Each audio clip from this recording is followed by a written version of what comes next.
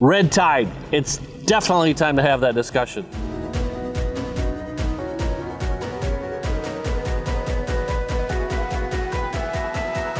Hi, everyone. My name is Mike Rennick. I'm the team lead, the senior broker of Team Rennick, part of that great Mangrove Realty Associates family. My guest today is Mr. Steve Reed. How you doing? Steve, welcome. Steve is the owner and publisher of both the Longboat Key News and the Sarasota City News. Red tide's not a discussion that folks like to talk about, but we do have an impact again this year. We had it a few years ago. It's part of living on a barrier island, and it's time to have that discussion. Steve, what's up? Well, Mike, it's a strange thing. You're in real estate. No one... I am. Yeah. So I want to throw that in there. A little pitch, right? You go from COVID... No, wait. We go from hurricanes, Irma, and then you get some COVID. But Florida was great during COVID. We were the place to be, actually. Okay. And now we get red tide. It's not as bad as 2018. No, it isn't. It's more to the north. It moves around. It obviously follows the tide. But red tide is a naturally occurring phenomenon, right?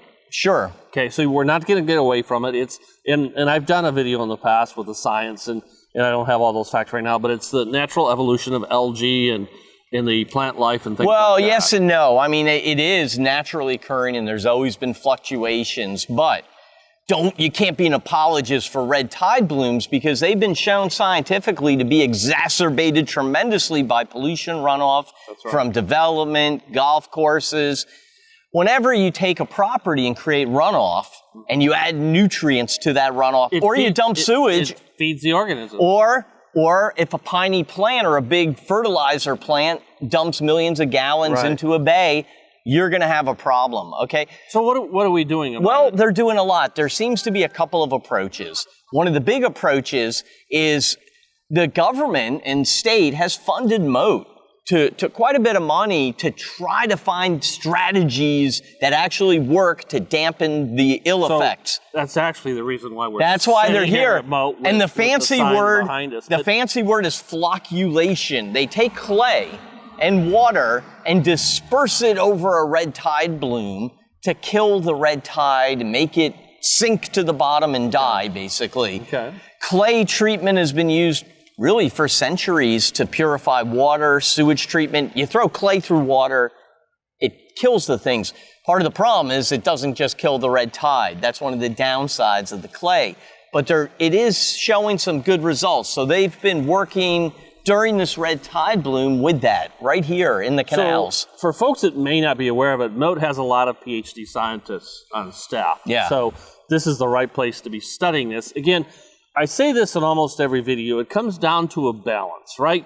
We living on the islands have certain requirements and needs and want to enjoy our lifestyle. But the life in the oceans, the aquatic life, there's a natural cycle that goes through. And so it's a balance. And that's what the scientists are trying to find. How do we make it work for everyone? Does that make sense? Yeah, and it's neat because like the town of Longboat Key, they remove all the dead fish for the residents. It's part of what they do. Moat is trying to find ways to cut down on the bad effects of red tide. Right. And government and society as a whole is trying to cut down on that pollution and runoff. So everyone's working together. It's just it's a tough one, you know. We've got to pull this all together. There's going to be more information available. We got to come back, keep everyone up to date. But I think the message here is it's being addressed. Yep. And they're trying to find the right balance. It isn't an elimination of red tide because it's a necessary evil. But we'll find the answers and people are focused on it. This is really the place to be because the experts are here. And if they go to Moat's website, moat.org, you can on any given day follow some links on their site to red tide reports, daily reports. It's not bad. The red tide today's not bad. Good beach day. Okay. And some days it's not, so you can check daily. So we'll have more to share. Yep. Steve, thank you again. I appreciate that. Thanks for watching. We'll be back again next time with another edition of Out and Around with Mike. Take care, everyone. Thanks.